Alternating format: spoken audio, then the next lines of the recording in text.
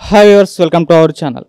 తన భర్త తనని మోసం చేసి మరో వివాహం చేసుకున్నాడని చెప్పేసి ఒక మహిళ, పల్లవి అనే ఒక మహిళ నిన్న వాళ్ళ భర్త ఇంటి ముందట ధర్నా చేసిన వీడియో కూడా మొత్తం వైరల్ అయిన విషయం మనందరికీ తెలిసింది. అసలు ఈ ఘటనలో ఏం జరిగింది, ఎవరి వైపు తప్పు ఉంది, సో ఈ అంశాలను తెలుసుకోవడానికి స్వయంగా పల్లవి దగ్గరికి మనం వచ్చేసాం. ఒకసారి ఆమెను అడిగి తెలుసుకుందాం.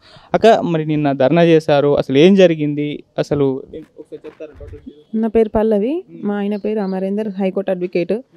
అయితే ఫస్ట్ పాప తర్వాత నుంచి టార్చర్ స్టార్ట్ చేసిండు. సెకండ్ మళ్ళీ పాప పుట్టేసరికి మొత్తం ఇక టార్చర్ ఎక్కువైపోయింది. అత్త, మామ, మా ఆయన ముగ్గురుతోటి. మళ్ళీ వీళ్ళిద్దరి తర్వాత 4 అబార్షన్స్ చేయించిండు. 4 అబార్షన్స్ చేయించిన తర్వాత రీసెంట్గా 6 months బ్యాక్ గర్భసంచి వీక్ ఉంది, ఫ్యామిలీ ప్లానింగ్ చేయించుకుంటే బెటర్ అని డాక్టర్ చెప్తే అప్పుడు చేయించి 6 months బ్యాకే జరిగింది. జూలైలో జరిగింది ఫ్యామిలీ ప్లానింగ్. రీసెంట్గా 4 months బ్యాక్ నాకు తెలియకుండానే దొంగ పెళ్లి చేసుకున్నాడు. అది రీసెంట్గా నాకు 10 days బ్యాక్ తెలిసింది పెళ్లి చేసుకునే విషయం. ఇంటికి రావట్లేదు 4 months నుంచి, వాళ్ళ అమ్మ నాన్నతో ఉంటుండు. నేను మా అత్తగారి ఇంట్లోనే ఉన్నా. అయినా వాళ్ళ అమ్మ నాన్నతో నుండి ఇంటికి నేను నన్ను అక్కడ పోతే నన్ను కొట్టడం, నువ్వు రావద్దు ఇక్కడికి, అది అక్కడనే ఉండాలి, పిల్లల స్కూల్ అక్కడే ఉంది అదేని ఎన్ని మా మాయ మాటలు చెప్పేసి నన్ను ఇక్కడనే పెట్టి ఇంటికి రాకపోవడము, ఇంట్లో పట్టించుకోకపోవడం, పిల్లలకి ఫుడ్ కానీ స్కూల్ ఫీజు కానీ ఏమి లేవు. అయినా కానీ ఇంట్లోనే ఉన్నా నేను. అయితే వీళ్ళు రీసెంట్గా 4 months బ్యాక్ పెళ్లి చేసుకున్నాడని తెలిసింది. అయితే మా కారు అక్కడ సిద్దిపేట ప్రాపర్, ఆ పిల్లది సిద్దిపేటలో. మాకు తెలిసిన వాళ్ళు, మీ కార్ ఏంది ఇప్పుడు 1 week ఇక్కడ కనిపిస్తుంది, మీ వెహికల్ కనిపిస్తుంది అంటే కొంచెం 15 days ఫాలో అయినాం మేము. 15 days ఫాలో అయితే రెడ్ హ్యాండెడ్గా అమ్మాయి వాళ్ళ ఇంట్లోనే దొరికితే మరి ఏంది మ్యాటర్, ఏంది పెళ్ళి ఏంది వేసుకున్నావు అంటే నువ్వు మంచిదని కాదు, ఇప్పుడు నన్ను తప్పు పడుతున్నాడు, మగపిల్లల కోసం చేసుకున్నాను చెప్తలేడు, నువ్వే మంచిదని కాదు నేను చేసుకున్నా అని మాట్లాడుతుండు. నన్నైతే ఒక ఫ్యామిలీ ప్లానింగ్ చేయించిన తర్వాత ఒక 20 lakhs ఇస్తా, పిల్లలు తీసుకొని వెళ్ళిపోతావా అని నన్ను ఒక 1 month దాకా హారాస్మెంట్ చేసి ముగ్గురు.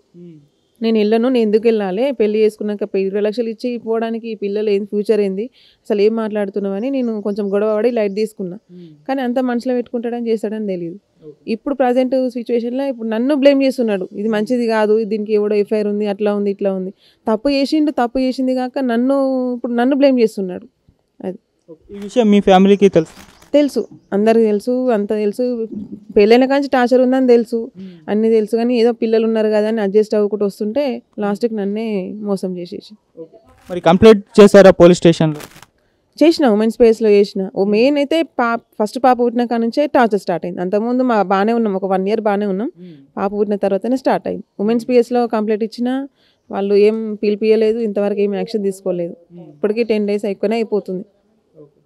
ఇప్పుడు మీ భర్త ఒక్కడేనా, లేకుంటే మీ ఇంట్లో మీ అత్తవారి ఫ్యామిలీ కూడా, వాళ్ళు కూడా అబ్బాయి కావాలని చెప్పేసి ప్రెషర్ చేస్తాం అలాంటివి జరిగింది? ఫుల్.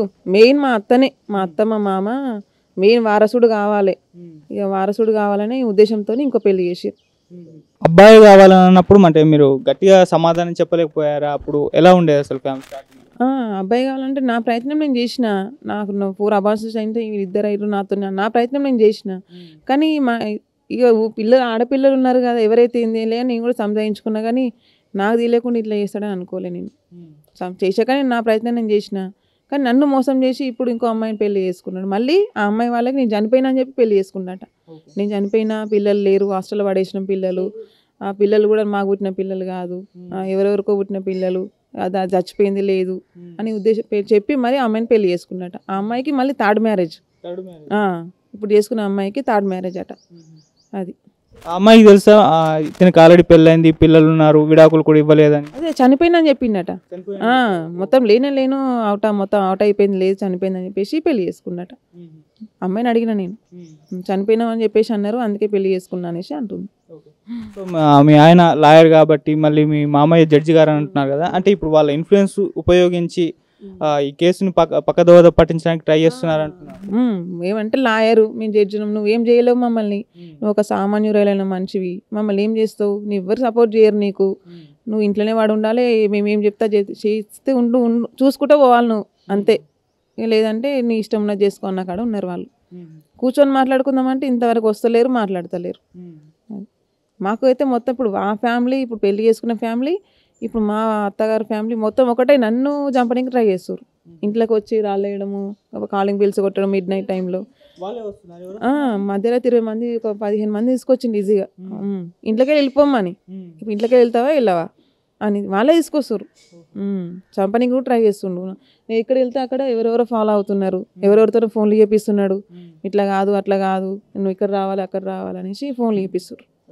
మరి ఇటువంటి ఘటనలు జరిగినప్పుడు అంటే మీ మీద దాడి జరిగిందని అంటున్నారు, చంపడానికి ప్రయత్నిస్తున్నారు అంటున్నారు, ఆ టైంలో పోలీస్ స్టేషన్లోకి వెళ్ళి ఇట్లా నా పరిస్థితి ఇలా ఉందని చెప్పాలి అసలు? చెప్పినా నేను పిఎస్లో కంప్లైంట్ ఇచ్చినా అన్నీ చేసిన తర్వాత పోలీసుల ముందే వాళ్ళు పోలీసులు ఇట్లా కాదు ఇది కరెక్ట్ కాదని పోలీసులు వీళ్ళని అంటే పోలీసుల మీదనే హైకోర్టు నుంచి వాళ్ళ మీదనే కేసులు వేసిండు, పోలీసుల మీదనే వేసిండు, పోలీసుల మీదనే పెడుతుండు.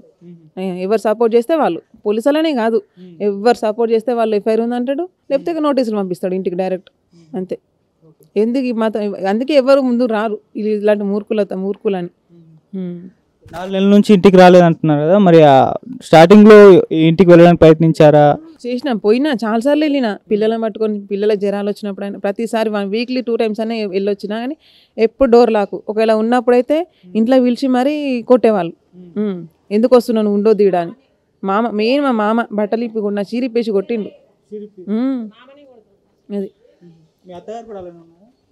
ముగ్గురు అసంటోళ్ళే, ముగ్గురే తానంటే తందన అంటారు ముగ్గురు, అలాంటి మనుషులు వాళ్ళు. మరి ఇప్పుడు ఏ న్యాయం కావాలని కోరుకుంటున్నాను? నాకు 2 ఆడపిల్లలే ఇరు. ఇప్పుడు ఎవరైనా ఫస్ట్ వాళ్ళ తండ్రి ఉండాలి, ఎవరైనా ఇప్పుడు పిల్లలకు కంపల్సరీ తండ్రి ఉండాలి. నాకు కావాల్సింది మెయిన్ నా హస్బెండ్ నాకు కావాలి. ఎట్లయితే అమ్మాయి వచ్చిందో అది వెళ్ళిపోవాలి, అంతే. నాకు కావాల్సింది అది ఒక్కటే, నేను ఏం కోరుకుంటలేను. కానీ శిక్ష పడాలి, కొన్ని రోజులు అయినా శిక్ష పడితేనే ఇలాంటి ఇన్సిడెంట్స్ ఇంకా బయట జరగవు. ఫస్ట్ ఆఫ్ ఆల్ అది శిక్ష పడిన తర్వాత నా హస్బెండ్ నాకు కావాలి. కానీ ఇలాంటి ఇన్సిడెంట్స్ మళ్ళీ ఇంకే ఆడపిల్లకి జరగకుండా ఉండాలంటే వాళ్ళకి శిక్ష పడాలి, అది. ఇప్పుడు మరి పిల్లల చదువులు అవన్నీ ఎవరు చూసుకుంటున్నారు? స్కూల్ పంపిస్తలేను, 4 months నుంచి బంద్ పంపిస్తలేను. ఫుడ్డే లేదు, నేనే వీళ్ళని అడుక్కొని గలీలా రేషన్ బియ్యం వీళ్ళు ఇస్తే కూరగాయలు ఇస్తే వండుకొని తిన్నా ఇన్ని రోజుల నుంచి. కరెంట్ వచ్చి కరెంట్ తీసేసేదాకా తెలియదు నాకు, కరెంట్ బిల్లు కట్టలేదని అతను. 2 days కరెంట్ లేకుండానే ఉన్న ఇంట్లో. మీ అత్తగారి ఇల్లే? వాళ్ళు ఎక్కడ ఉంటున్నారు? ఇంకో ఇల్లు కొన్నాం మేము రీసెంట్ 1 year బ్యాక్ ఇల్లు కొన్నాం. ఆ ఇల్లు కొంచెం పని జరుగుతుంది అనేసి నన్ను స్కూల్ ఇక్కడ ఉంది కదా నువ్వు ఇక్కడే ఉండాలి అనేసి నన్ను ఇక్కడనే పెట్టి పెళ్లి చేసుకుని వచ్చింది అయితే ఈ ఇల్లే. నేను వచ్చి పెళ్లి చేసుకుని వచ్చింది ఈ ఇంటికే వచ్చిన, అది. సో మరి మీ పుట్టింటికి వెళ్ళి వాళ్ళ ఫ్యామిలీ హెల్ప్ ఏమన్నా అడగడానికి ప్రయత్నించారు? ఎవరు వస్తే వాళ్ళకి కేసులు పెట్టడం, ఎవరు రావద్దు, వస్తే మాత్రం కేసులు పెట్టేస్తామనేసి బెదిరిస్తారు.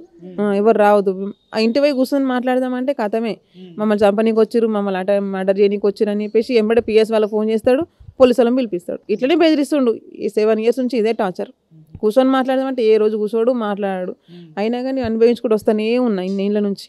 ఆ పిల్లలు ఉన్నారు కదా అడ్జస్ట్ అవుతుంటే ఆఖరికి ఆగం చేసేసి. మరి ఇప్పుడు ఎలా ఇంకో పెళ్లి చేసుకున్నారు, మళ్ళీ లాయర్ అడ్వకేట్ అంటున్నారు, పోలీస్ స్టేషన్లో కూడా ఇంకా రియాక్ట్ అవ్వట్లేదు అని వాళ్ళు అంటున్నారు. మరి ఏం చేస్తారు మీరు? ఒంటరి ఇప్పుడైతే పిల్లలే ఉన్నారు, మీకు సపోర్ట్ కూడా ఎక్కువ లేరు, మరి ఏం చేస్తారు మీరు? సపోర్ట్ అయితే లేదు, ప్రజెంట్ అయితే సపోర్ట్ లేదు, ఏం లేదు. నా ప్రయత్నం నేను చేస్తూనే ఉంటా, నాకు న్యాయం జరిగే వరకు ఒంటరిగానే పోరాడతా నేను అనుకుంటున్నా. వచ్చి మంచిగా కూర్చొని మాట్లాడుకుంటే పర్లేదు, లేకపోతే నా ఒంటరిగానే పోరాడతా, ఎక్కడి దాకైనా వెళ్తా. నాకు న్యాయం జరగాలి. నాకు ఫస్ట్ ఆఫ్ ఆల్ నేను అంటే ఆగమైపోయిన పిల్లలు ఉన్నారు కదా, పిల్లలకు న్యాయం జరగాలి ఫస్ట్. సో మీ భర్త మరి మారుతాడు అని మీరు అనుకుంటున్నారు, అంటే మార్పు వస్తుందా? ఇప్పటికైనా రావాలి. ఇప్పటికి కూడా నువ్వు 7 years నుంచి మార్పు రాలేదంటే ఇప్పటికి కూడా రాకపోతే ఇక మనిషి వేస్ట్. రావాలని కోరుకుంటున్నా. ఇప్పటికైనా మంచిగా మారి వచ్చి పిల్లలను చూసుకుంటే అంతకుమించి నాకు ఏమవుదు. మీ ఊరు పెద్దల నుంచి ఏమన్నా హెల్ప్ కోరాల్సింది? అంటే ఎవరు అసలు కేసులు పెడతా అంటున్నారు కానీ ప్రతి ఒక్కరి మీద కేసులు పెట్టించలేరు కదా, అట్లా హెల్ప్ అనే పనే అది. ఊళ్ళో కూలపోలను కూడా చిట్కలని కోరేంత కాదు మీరు. ఎవర్రా మీరు నాకు ఫోన్లు చేస్తారు, కూలపోలను కూడా బెదిరిస్తాడు ఫోన్ చేసి. ఒక 1 year 2 years కులంలోకి వెళ్ళి తీసేసారు ఈయనని. ఇలాంటి మనిషి మా దాంట్లో కులంలో ఉండొద్దు అనేసి, అంత మూర్ఖులు. కానీ ఇక వాళ్ళు కూడా ఏం పట్టించుకోరు, వీళ్ళు మంచోళ్ళు కాదని. ఇంకో అమ్మాయిని చెల్లి చేసుకున్నారు కదా, ఆ అమ్మాయి నిజం తెలిసింది కదా, ఇప్పుడు అక్కడే ఉందా మరి వెళ్ళిపోయిందా? అమ్మాయి విషయం నాకైతే ప్రజెంట్ అయితే ఏం తెలియదు. మళ్ళీ ఒకటై అని తెలుస్తుంది, వీళ్ళంతా ఒకటై నన్ను సపరేట్ చేద్దామని అనుకుంటారు. అదొకటైతే నాకు ఇన్ఫర్మేషన్ ఉంది. మీకు న్యాయం జరుగుతుందని మేము కూడా కోరుకుంటున్నాం, మేము కూడా ప్రయత్నిస్తాం. Thank you. నా పేరు జస్మిత, యూకేజీ. ఏం చేస్తాడు డాడీ? Daddy lawyer. వస్తాడా ఇంటికి? రాడు. కొడతారా నిన్ను? కొడతాడు. ఎందుకు తెలియదు. ఊరికే కొడుతూ ఉంటాడా? పోయి అడిగావు మరి డాడీ ఇంటికి రావట్లేదు, ఎందుకు రావట్లేదు రా అని చెప్పేసి అడిగావా?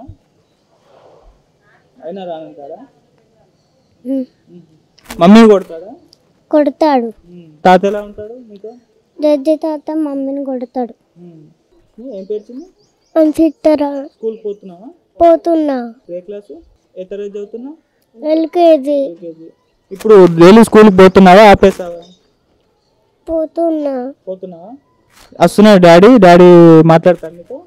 మాట్లాడలేరు. మాట్లాడతలేడా?